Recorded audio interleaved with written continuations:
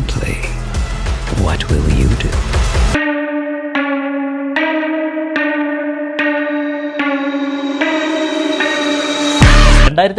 വാങ്ങിയ മാക്ബുക്ക് പ്രോയാണ് ഞാൻ യൂസ് ചെയ്തുകൊണ്ടിരുന്നത്. ഏതാണ്ട് 7 വർഷമായി. ഇപ്പോഴും നല്ല കണ്ടീഷനാണ്, പക്ഷേ വീഡിയോ എഡിറ്റ് ചെയ്യുന്ന സമയത്ത് അതുപോലുള്ള ചില കാര്യങ്ങളൊക്കെ സ്ലോ ആയിട്ടുണ്ട്.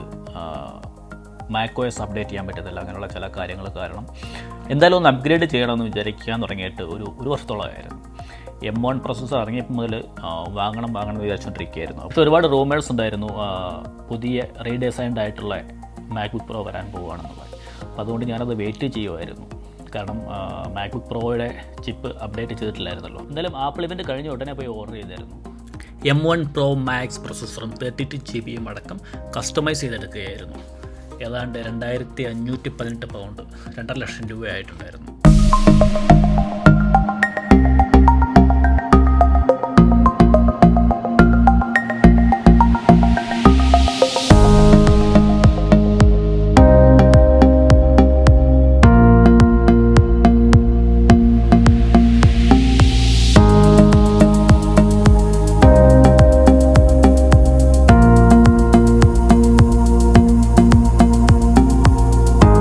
കഴിഞ്ഞ ദിവസമാണ് സാധനം കിട്ടിയത്.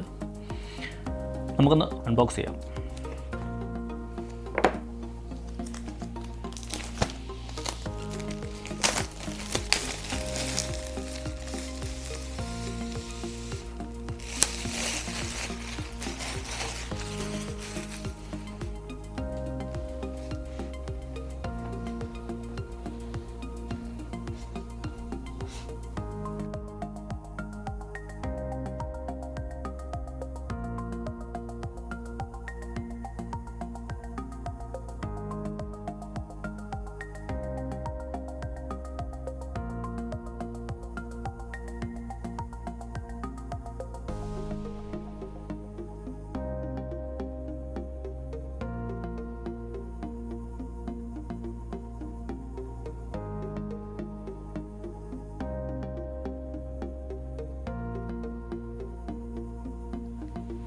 മുൻപുണ്ടായിരുന്ന മാക്ബുക്കുകളിൽ നിന്ന് വ്യത്യസ്തമായിട്ട് ഈ പാക്കേജിനുള്ളിൽ ഒരു കേബിളിൻ്റെ കുറവുണ്ട്.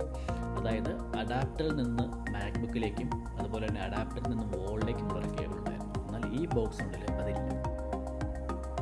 പകരം അഡാപ്റ്ററിൽ നിന്ന് മാക്ബുക്കിലേക്കുള്ള മാക്സ് സേഫ് കേബിൾ മാത്രമാണുള്ളത്. ഒരു എഡ്ജിൽ USB-Cയും മറ്റേ എഡ്ജിൽ മാക്സ് സേഫുമാണ് വരുന്നത്. എനിവേ നമുക്ക് മാക്ബുക്ക് ഓപ്പൺ ചെയ്യാം.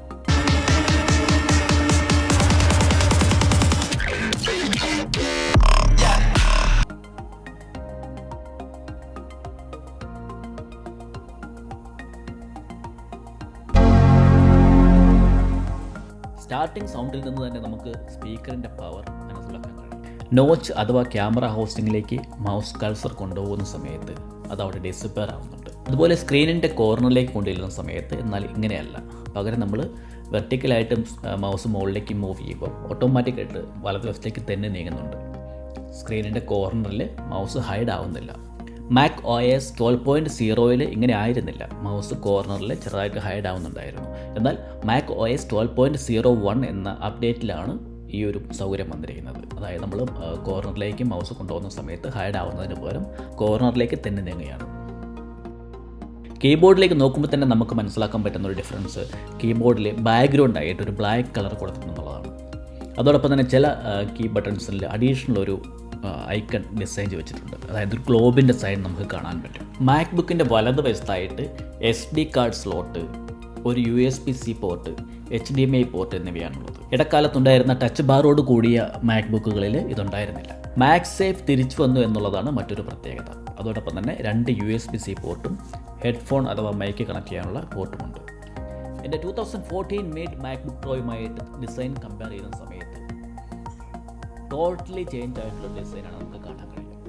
അതുപോലെ തിക്നെസ്സിലടക്കം നമുക്കൊരു ഡിഫറൻസ് കാണാൻ കഴിയും. എങ്കിൽ തന്നെയും പഴയ 2014 മെയ്ഡ് നമുക്ക് കുറച്ചൊരു സ്റ്റൈലിഷ് ആയിട്ട് തോന്നും. കാരണം അരികളോട് അടുക്കുന്ന സമയത്ത് കുറച്ച് തിന്നാണത്. അതുകൊണ്ട് തന്നെ നമുക്ക് അതിൻ്റെ ഒരു ഡിസൈൻ കുറച്ചുകൂടി തിന്നായിട്ടും എലഗൻ്റായിട്ട് തോന്നും. എങ്കിലും പുതിയ ഡിസൈൻ കുഴപ്പമില്ല. പക്ഷേ തിക്നെസ് അല്പം കൂടിയിട്ടുണ്ട്. സ്ക്രീൻ തുറന്നു വെച്ച് യൂസ് ചെയ്യുന്ന സമയത്ത് നമുക്ക് ആ തിക്നെസ് ഫീൽ ചെയ്യാൻ പറ്റും. ഏതാനും മില്ലിമീറ്റർ നമുക്ക് കുറച്ച് തിക്കായിട്ട് നമുക്ക് കാണാൻ കഴിയും. സ്ക്രീനിൻ്റെ വലുപ്പത്തിൽ വന്നിരിക്കുന്ന മാറ്റമാണ് മറ്റൊരു പ്രധാന വ്യത്യാസം. ഏതാനും മില്ലിമീറ്റർ സ്ക്രീനിൻ്റെ സൈസ് വ്യത്യാസം വന്നിട്ടുണ്ട്. പുതിയ മാക്ബുക്ക് പ്രോയിൽ ഫുൾ സ്ക്രീൻ ഡിസ്പ്ലേ വന്നിരിക്കുന്നത് കൊണ്ട് സ്ക്രീനിലെ വലുപ്പത്തിൽ നമുക്ക് വലിയൊരു വ്യത്യാസം തന്നെയാണ് നമുക്ക് ഫീൽ ചെയ്യാനുള്ളത്. 16 ഇഞ്ച് മാക്ബുക്ക് പ്രോയിലേതുപോലെ മാക്ബുക്കിൻ്റെ 2 സൈഡിലുമായിട്ട് സ്പീക്കറിനുള്ള ചെറിയ ഹോൾസ് വന്നിട്ടുണ്ട്. എയർ വെൻറ്റിനുള്ള ആ പുറകുവശത്തെ ഡിസൈനിലും വലിയൊരു മാറ്റം വന്നിട്ടുണ്ട്.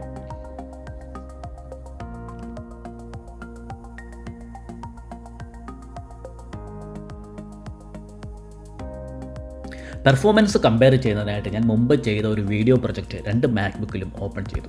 സർപ്രൈസിംഗ് ആയിട്ട് ഏറ്റവും പെട്ടെന്ന് പ്രൊജക്റ്റ് ഓപ്പൺ ആയത് 2014 മിഡ് വെർഷനിലാണ്. പുതിയ മാക്ബുക്ക് പ്രോയിൽ ആ പ്രൊജക്റ്റ് ഓപ്പൺ ചെയ്യുന്നതിന് കുറച്ചുകൂടി സമയം എടുത്തിട്ടുണ്ടായിരുന്നു. ഇതൊന്ന് 4K വീഡിയോ ആയിട്ട് ഇത് എക്സ്പോർട്ട് ചെയ്യുമ്പോൾ എത്ര സമയം എടുക്കും എക്സ്പോർട്ട് ചെയ്യാനെന്നാണ് ഞാൻ വിചാരിച്ചിരുന്നത്. എങ്കിൽ തന്നെയും അതിൻ്റെ ആവശ്യം വന്നില്ല. കാരണം പുതിയ പ്രൊജക്റ്റ് ഓപ്പൺ ചെയ്യുന്ന സമയത്ത് ഒരു ബാക്ക്ഗ്രൗണ്ട് റെൻഡറിങ് നടക്കുന്നുണ്ട്. 2 മാക്ബുക്ക് പ്രോയിലും ആ ബാക്ക്ഗ്രൗണ്ട് റെൻഡറിങ് നടക്കുന്നതിനുള്ള ആ സമയം നോക്കുമ്പോൾ തന്നെ നമുക്ക് 2 മാക്ബുക്ക് പ്രോയുടെ പെർഫോമൻസിൻ്റെ വ്യത്യാസം മനസ്സിലാക്കാൻ കഴിയും. ഇവിടെ 2021 മാക്ബുക്ക് പ്രോയിൽ റെൻഡറിങ് സ്റ്റാർട്ട് ചെയ്തിട്ടുണ്ട്. നല്ല സ്പീഡിലാണ് മുമ്പോട്ട് പോകുന്നത്. അതേസമയം 2014 മിഡ് മാക്ബുക്ക് പ്രോയിൽ റെൻഡറിങ് സ്റ്റാർട്ട് ചെയ്തിട്ട് പോലുമില്ല. എന്നെ സംബന്ധിച്ചിടത്തോളം വളരെ വലിയ ഒരു പെർഫോമൻസ് ഇമ്പ്രൂവ്മെൻ്റാണ് വന്നിരിക്കുന്നത്.